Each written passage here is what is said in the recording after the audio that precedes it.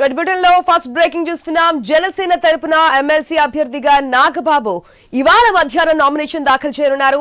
Nomination కు అవసరమైన పత్రాలను కూడా పార్టీ నేతలు సిద్ధం చేశారు. నాగబాబు అభ్యర్థిత్వాన్ని ప్రతిపాదిస్తూ 10 మంది శాసనసభ్యులు సంతకాలు చేశారు.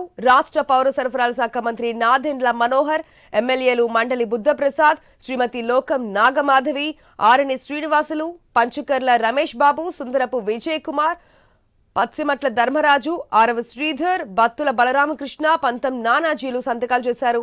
జనసేన తరపున ఎమ్మెల్సీ అభ్యర్థిగా నాగబాబు పేరును ఆ పార్టీ అధినేత పవన్ కళ్యాణ్ ఖరారు చేశారు.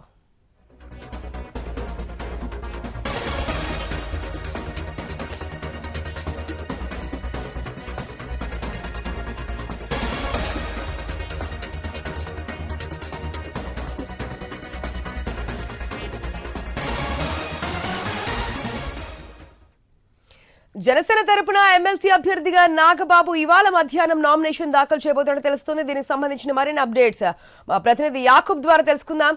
యాకూబ్, మొత్తానికి నాగబాబు ఎమ్మెల్సీగా నామినేషన్ దాఖలు చేయడానికి సిద్ధమవుతున్నట్టు తెలుస్తుంది. జనసేన పార్టీ తరపున ఎన్ని గంటలకి దానికి సంబంధించిన కార్యాచరణ ఏ విధంగా నడుస్తోంది? డీటెయిల్స్ ఏంటి?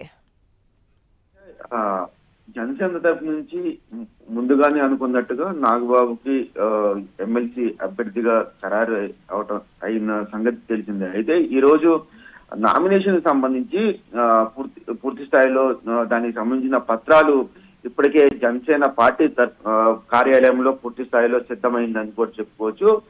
ఈ రోజు సుమారుగా 11:30 గంటలకి ఆ సమయంలో ఈ పూర్తి కాగితాలు నామినేషన్ పత్రాలని పూర్తి స్థాయిలో సెక్రటరియట్ లో అందజేస్తారు. అయితే ఈ ముఖ్యంగా ఈ నాగబాబుకు సంబంధించి ఈ పత్రాలకు సంబంధించి సుమారుగా 10 మంది ఎమ్మెల్యేల సంతకాలు అవసరం ఉంటాయి. దాంట్లో ముఖ్యంగా ఇప్పుడు ప్రస్తుతం జనసేన నుండి మంత్రిగా ఉన్న నాదెండ్ల మనోహర్ తో పాటు ఎమ్మెల్యేలు 9 మంది ఎమ్మెల్యేలు కూడా సంతకాలు చేయడం జరిగింది. దాంట్లో ఎమ్మెల్యేలలో బుద్ధప్రసాద్ తో పాటు మాధవి, అదేవిధంగా శ్రీనివాస్, రమేష్ బాబు, విజయ్ కుమార్, అదేవిధంగా ధర్మరాజు, బలరామకృష్ణ, నానాజీలు వీళ్ళు సంతకాలు పెట్టి కొనిదెల నాగబాబు అభ్యర్థులను ఖరారు చేస్తూ సంతకాలు అయితే పెట్టడం జరిగింది. ఈ రోజు మధ్యాహ్నం సుమారుగా అంటే 11:30 గంటలకి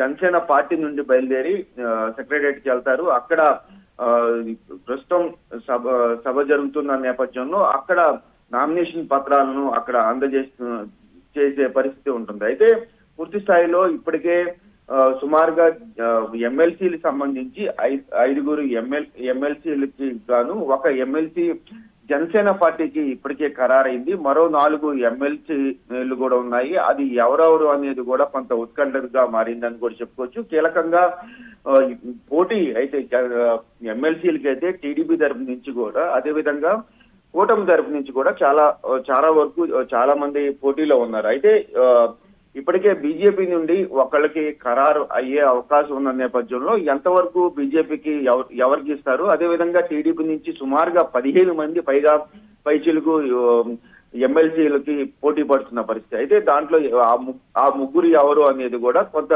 స్పష్టత అయితే తెలియాల్సి ఉంది. అయితే ఓవరాల్ గా చూసుకుంటే ఈ రోజు అయితే జనసేన పార్టీ నుండి కొనిదెల నాగబాబు నామినేషన్ పత్రాలని అందజేసే అవకాశం ఉంది. ఆశ. Right, Yakub. Thanks for the update.